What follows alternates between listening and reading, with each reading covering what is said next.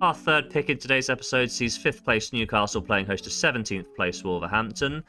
And despite conceding the opening goal after just 3 minutes, Newcastle battled back to draw level after 6 through Anthony Gordon, and then they hit the front before the half-time whistle with Isaac's contribution from 6 yards. It was 2-1 at half-time, and 2-1 is how the game would finish, with Spurs pushing a lot in the second period but unable to get that breakthrough goal.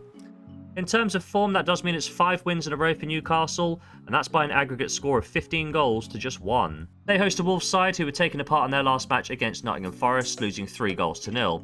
But when we take a look at the numbers, Wolves are perhaps hard done by the 3-0 scoreline, as they did get off a number of chances and their expected goals was well over 1.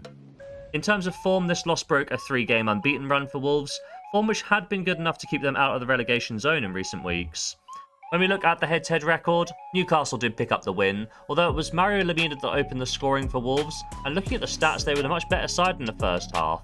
But the game was flipped on its head in the second period as Newcastle focused a lot less on possession retention and more on chance creation, and create they did.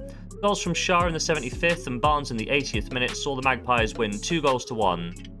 As a result of this match, it's back-to-back wins for Newcastle over Wolves, and they're unbeaten in the last 6 Premier League encounters.